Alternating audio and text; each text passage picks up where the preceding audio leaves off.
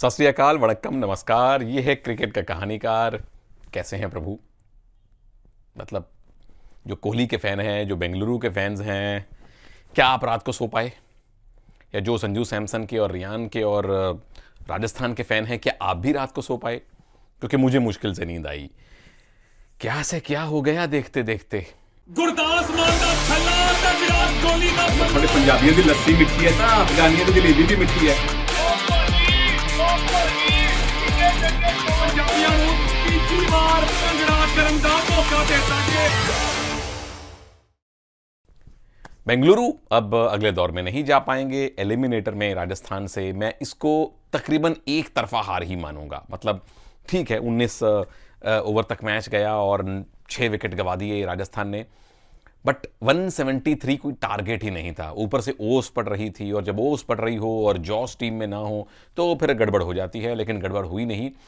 उसको देखते हुए स्कोर काफ़ी नहीं था।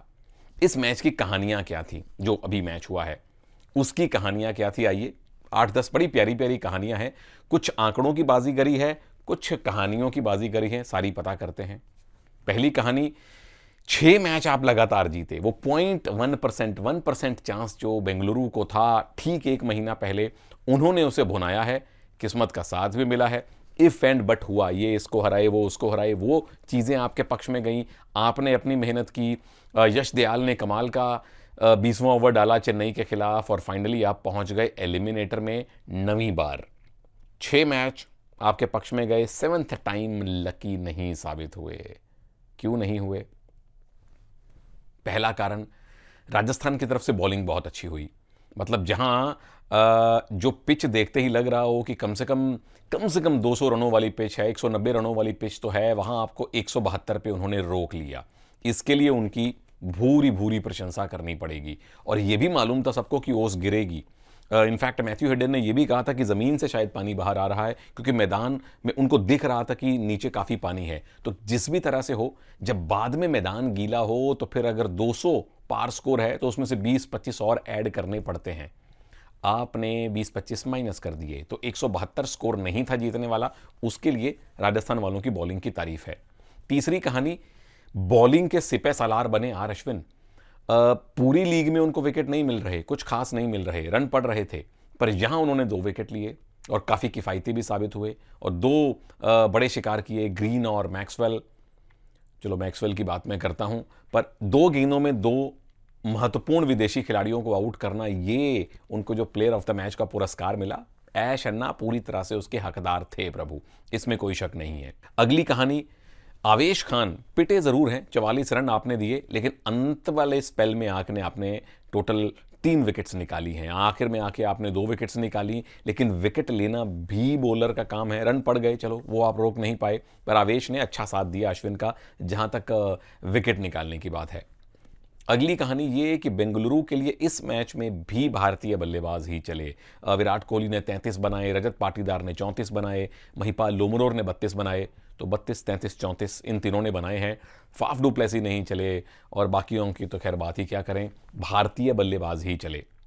और अगली कहानी जो है वो मुझे याद है, पार्थिव पटेल साहब ने सोशल मीडिया एक्स पे लिखा था कि भारतीय T20 लीग के इतिहास का सबसे ओवररेटेड खिलाड़ी है ग्लेन मैक्सवेल। एक अदा अगर पंजाब के साथ का उनका सीजन छोड़ दें तो वो नहीं चले हैं। कल वाले मैच में सुनहरी बत्तख वो लेकर गए हैं, कैच छोड़े हैं। मतलब एक टांग पे खड़े होके जिन्होंने 6 लगाए हैं और 200 रन बनाए हैं, वो यहां आकर क्यों नहीं चलते, जहां पैसा भी मिलता है भाई, फेम भी मिलता है? क्यों? आप लोगों को क्या लगता है, क्या कारण हो सकता है इसका? नीचे कमेंट्स में ज़रूर बताइएगा। अगर यहां बहुत ज़्यादा आपने रन नहीं बनाए तो फिर करण और दिनेश कार्तिक भी फील्ड में बहुत मुस्तैद नहीं थे। कुछ थ्रोज बेहतर हो सकते थे, कुछ रन आउट के चांसेस बेहतर बनाए जा सकते थे। इसी के साथ जुड़ी हुई अगली कहानी मेरी ये है कि विराट कोहली ने वो जो बाउंड्री से गेंद फेंकी थी, एक टप्पा पड़ा, कैमरन ग्रीन ने पकड़ के बेल्स उड़ा दी, वो मेरे लिए हाईलाइट ऑफ द मैच है बेंगलुरु के पक्ष में, बेंगलुरु के दृष्टिकोण से। यही काम धर्मशाला से किया था, बाउंड्री से आए चीते की तरह बॉल उठा के, एक स्टंप दिख रहा था उसको मारी। ये मिड 30s में विराट कोहली हैं और उनकी फिटनेस 20-25 साल के युवाओं को मात देती है। और ये सीखने वाली बात है कि फिटनेस उम्र की मोहताज नहीं होती। आपका खाना, आपकी फिटनेस, आपकी रूटीन, आपके अंदर धधक रही आग किसी भी उम्र की मोहताज नहीं होती, और उसके लिए ये जितनी तालियां विराट कोहली के लिए बजाएं उतनी कम है। लेकिन उनके अतिरिक्त और थोड़ा फील्डिंग का स्तर बेहतर हो सकता था। एक बिल्कुल फाफ डू प्लेसी को वो कैच जो आपने साइड ऑन पकड़ा था उसके पूरे नंबर मिलने चाहिए। उसके अतिरिक्त राजस्थान के दृष्टिकोण से बात करूं तो पराग ने जो 36 रन की पारी खेली, 25-30 गेंदों में उन्होंने 36 रन बनाए हैं, वो मैच्योर पारी थी। आते ही गेंदों को उड़ाना नहीं शुरू किया, उन्हें मालूम था लक्ष्य बड़ा नहीं है, रुके, फिर 2 चौके 2 छक्के लगाए, और जब तक वो आउट हुए तब तक मैच आपकी मुट्ठी में आ चुका था। और फिर हिटमायर थे साथ में, 16 गेंदों में 26 बनाए। कुछ मैचेस चोट की वजह से वो नहीं खेले, इम्पैक्ट बन के आए। 16 गेंदों में 26 का आपका जो कैमियो था, जो गेस्ट अपीयरेंस थी, जो मेहमान भूमिका थी, उसको आपने अच्छे से निभाया।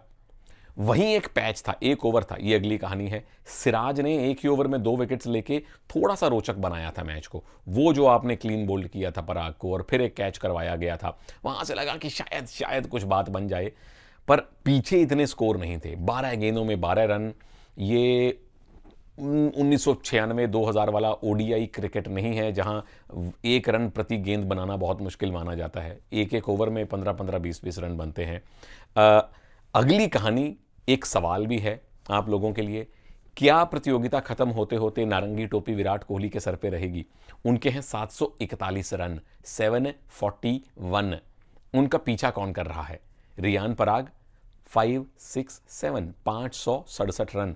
अब 2 मैच भी अगर आपने और खेल लिए, जिसकी मतलब संभावना तो है ही है, तो तकरीबन 170-80 रन आप पीछे हैं। ट्रेविस हेड 533 रन, 2 डक्स वो पंजाब के खिलाफ ले चुके हैं, तो क्या वो इतने बड़े लक्ष्य का पीछा कर सकते हैं? संजू सैमसन 521 रन। मुश्किल लग रहा है, पर आप लोगों का क्या मत है कि नारंगी टोपी, ऑरेंज कैप क्या विराट के सर पे ही रहेगी या किसी और को मिलेगी? और आखिरी कहानी है कि राजस्थान की जो टीम है अब हैदराबाद से भिड़ेगी 24 तारीख को, तो उस मैच में क्या होने वाला है देखते हैं। उसकी बात उस मैच के दिन करेंगे। फिलहाल दीजिए इजाज़त, नमस्कार, जय हिंद।